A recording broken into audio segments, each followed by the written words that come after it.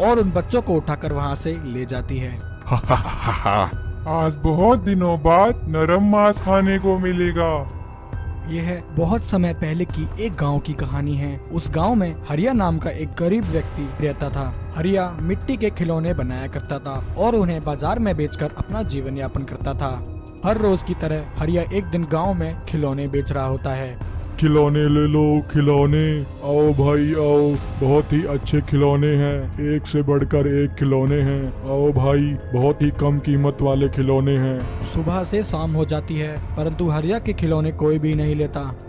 हरिया निराश होकर अपने घर लौट जाता है। घर लौटते समय हरिया को रास्ते में जमीन पर पड़ा एक सांप दिखाई देता है। हरिया देखता है कि वह सांप बुरी तरह से घायल है। हरिया कहता है, अरे यह बेचारा सांप तो बहुत ही जख्मी है, मुझे इसकी मदद करनी चाहिए।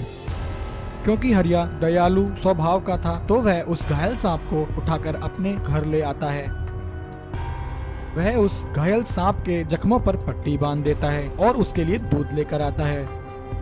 वह सांप श्रद्धा पूर्वक हरिया के द्वारा लाया हुआ दूध पी लेता है। दूध पीते ही वह सांप एक नागिन में बदल जाता है। वह नागिन कहती है, हे मनुष्य, तुम बहुत ही अच्छे और दयालु व्यक्ति हो। तुमने मुझे घर लाकर और दूध पिलाकर मुझे नया जीवन दान दिया है। मैं एक इच्छाधारी नागिन हूँ। एक चुड़ैल के श्राप के कारण मैं यहाँ धरती लोक पर आ गई और जख्मी हो गई थी। तुमने मेरी जान बचाकर मुझ पर बहुत बड़ा एहसान किया है। हे मनुष्य, भविष्य में अगर तुम्हें किसी तरह की मदद चाहिए हो तो मुझे याद करना, मैं तुम्हारी सहायता अवश्य करूँगी। वहीं चुड़ैल इच्छाधारी नागिन का पीछा करते करते गांव में आ जाती है और कहती है, वह इच्छाधारी नागिन जरूर इसी गांव में कहीं छुपी है, मुझे कुछ दिन यहीं रहकर उसकी तलाश करनी होगी।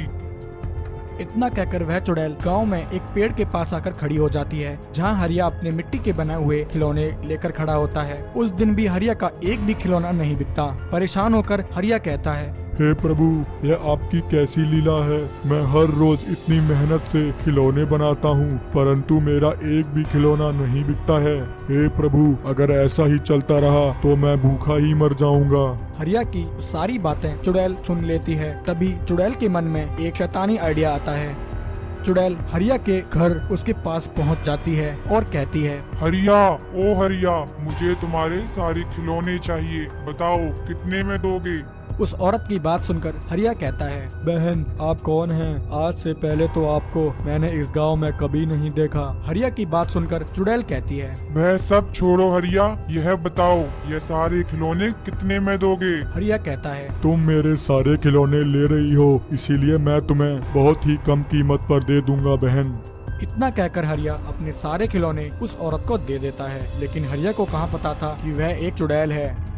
वह चुड़ैल सभी खिलौनों को लेकर एक पेड़ के नीचे आकर खड़ी हो जाती है और आवाज लगाती है, खिलौने ले लो खिलौने, बच्चों के एक से बढ़कर एक मनपसंद खिलौने, आओ बच्चों आओ, खिलौने ले लो। उसकी बात सुनकर गांव के सभी बच्चे खिलौने लेने के लिए उसके पास इकट्ठे हो जाते हैं। वह चुड़ैल सभी बच्चों को उनकी मनपसंद का एक एक खिलौना दे देती है। बच्चे उन खिलौनों को लेकर अपने घर आ जाते हैं और उन्हें अपने पास रखकर ही सो जाते हैं। क्योंकि चुड़ैल ने उन खिलौनों पर जादू किया था तो वह सभी खिलौने भूतिया थे। रात होते ही वह खिलौने बच्चों पर अपना जादू करते हैं और उन्हें गहरी नींद में सुला देते हैं। तभी वह चुड़ैल वहाँ आ जाती है और उन बच्चों को उठाकर वहाँ से ले जाती है।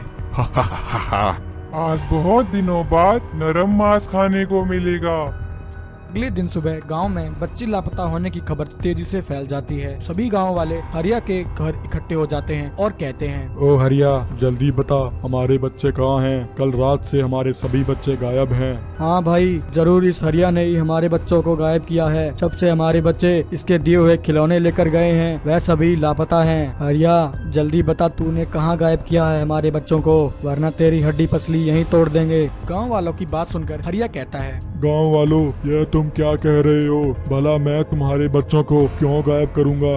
परंतु गांव वाले हरिया की बात नहीं सुनते हैं और उसे मारने के लिए आगे बढ़ते हैं। तभी इतने में वह इच्छाधारी नागिन वहां आ जाती है। इच्छाधारी नागिन गांव वालों से उनके दुख का कारण पूछती है। गांव वाले इच्छाधारी नागिन को सारी बात बता देते हैं। गांव वालों की बात सुनकर इच्छाधारी नागिन अपनी शक्ति से सब देख लेती है कि यह उस चुड़ैल का किया है। इच्छाधारी नागिन उसी समय एक बच्चे का रूप ले लेती है और चुड़ैल के पास पहुंच जाती है और वहां जाकर रोने लग जाती है। चुड़ैल उस बच्चे को देखकर कहती है, लगता है एक बच्चा पीछे रह गया है। आजा बच्चे, तू भी आजा। तभी इच्छाधारी नागिन अपने असली रूप में आ जाती है और चुड़ैल पर अपनी शक्तियों का वार करती है और उसे एक मिट्टी के पुतले में बदल देती है और उस चुड़ैल को पाताल लोक पहुंचा देती है।